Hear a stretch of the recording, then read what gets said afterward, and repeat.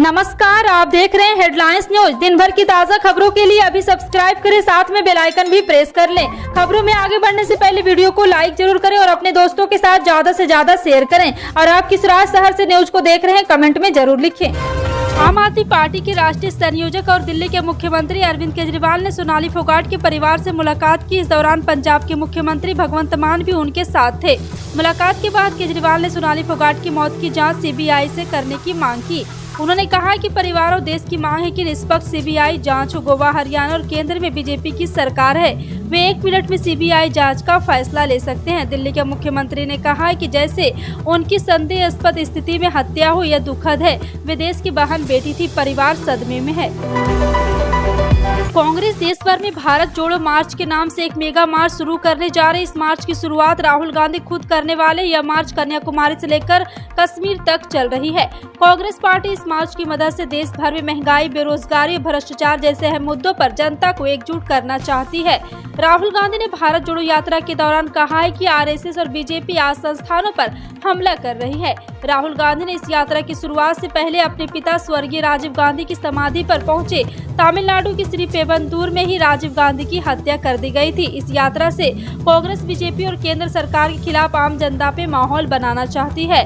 कांग्रेस कन्याकुमारी से कश्मीर तक किए जाने वाले इस मार्च में बेरोजगारी, महंगाई और भ्रष्टाचार जैसे मुद्दों को उठाने वाली है। राहुल गांधी ने भारत जोड़ो यात्रा को लेकर कहा कि ये तपस्या की तरह है, क्योंकि वो चाहते हैं इस यात्रा से लोग एकजुट हो। असम के मुख्यमंत्री हेमंत बिस्वा शर्मा ने बांग्लादेश को एकीकृत करने के बारे में एक विवादास्पद बयान दिया है। उनका यह बयान ऐसे समय में आया है जब पड़ोसी देश की प्रधानमंत्री शेख हसीना भारत की राजनयिक यात्रा पर है।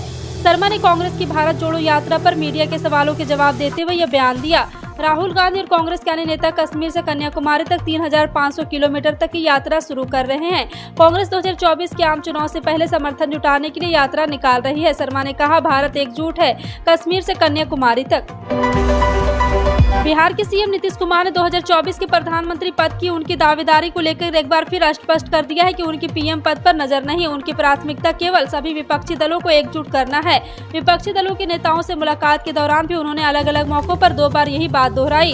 नीतीश कुमार ने कहा कि विपक्षी दल के नेताओं से बहुत अच्छी बातचीत हुई है। उन्होंने कहा कि मैं बस इतना चाहता हूं कि ज्यादातर विपक्ष एकजुट हो जाए। अगर एकजुट हो तो यह देश हित में होगा। इससे पहले सोमवार को नीतीश ने कहा था कि उनकी इच्छा है कि विपक्ष अधिक से अधिक इकट्ठा हो जाए तो सब बेहतर होगा। सुप्रीम कोर्ट में 2 जजों की बेंच कर्नाटक हाई कोर्ट एक फैसले के खिलाफ अहम मामले की सुनवाई कर रही है। मामला स्कूल यूनिफॉर्म के साथ मुस्लिम लड़कियों द्वारा सिर पर पहने जाने वाले एक स्कार्फ पर पाबंदी से जुड़ा है। इस मामले की सुनवाई जस्टिस हेमंत गुप्ता और जस्टिस सुधांशु धूलिया की बेंच कर रही है, तो वहीं अलग अलग याचिका दाखिल करने वाले वकील अपने दलीलें पेश कर रहे। इन्हीं वकीलों में से एक देवदत्त कामत ने जब हिजाब को अभिव्यक्ति की स्वतंत्रता का हिस्सा बताया तो बेंच में शामिल जस्टिस गुप्ता ने पूछा, अगर कोई सलवार कमीज पहनना चाहता है या लड़के धोती पहनना चाहते हैं तो क्या इसकी भी अनुमति दी जाए? जाने क्या हुआ कोर्ट में। जी हां, आपको बता दें, देवदत्त कामत ने कोर्ट के सामने बुनियादी अधिकार का सवाल रखते हुए कहा, संविधान का अनुच्छेद 19(1) अभिव्यक्ति की स्वतंत्रता का अधिकार देता है। पंजाब के मुख्यमंत्री भगवंत मान ने शिक्षा विभाग से संबंधित कई घोषणाएं की है। उन्होंने कहा है कि राज्य सरकार स्कूल जाने वाली लड़कियों के लिए एक शटल बस सेवा शुरू करेगी ताकि छात्राओं के बीच ड्रॉप आउट रेट की जांच की जा सके। उन्होंने ये भी कहा है कि सरकारी टीचर से कोई भी नॉन टीचिंग काम नहीं कराए जाएंगे। मुख्यमंत्री ने शिक्षक दिवस के मौके पर एक सभा को संबोधित करते हुए ये घोषणाएं की है। मुख्यमंत्री मान ने कहा है कि हरिवंश और परिवहन, डाइट, इंफ्रास्ट्रक्चर और अन्य बुनियादी जरूरतों का ख्याल रखते हुए हर बच्चे को गुणवत्तात्मक शिक्षा प्रदान करना सरकार का मूल कर्तव्य है।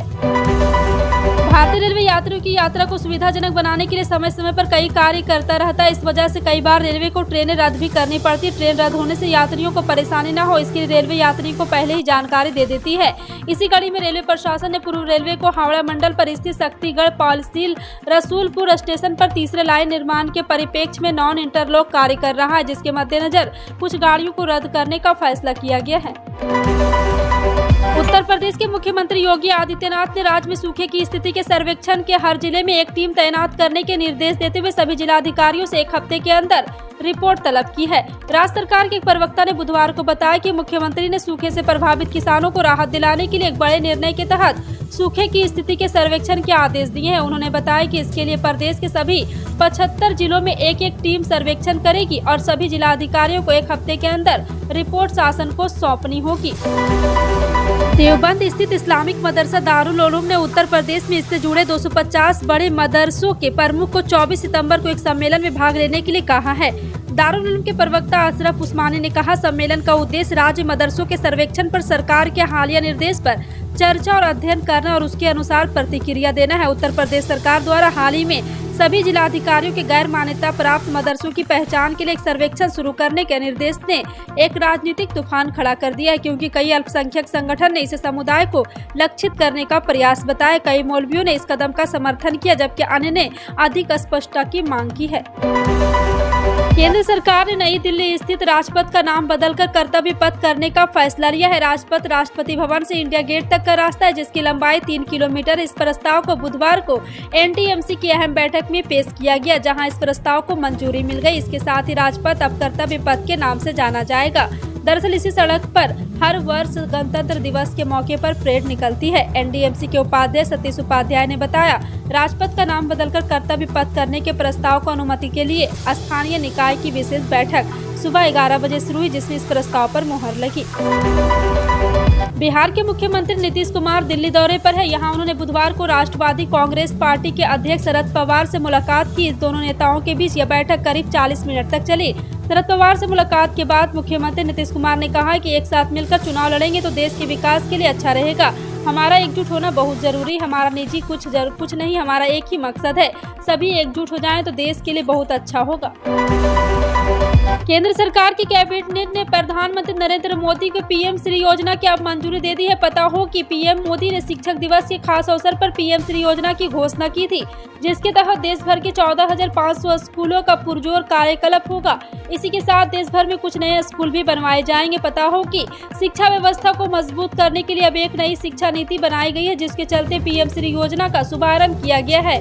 योजना के तहत पीएम श्री स्कूलों को पढ़ाने की आधुनिक, परिवर्तनकारी और समग्र तरीका होगा। वहीं नई शिक्षा नीति के तहत इन स्कूलों में स्मार्ट क्लासरूम के साथ नई तकनीक, स्पोर्ट और अन्य सहित आधुनिक इंफ्रा भी शामिल और ध्यान केंद्रित किया जाएगा।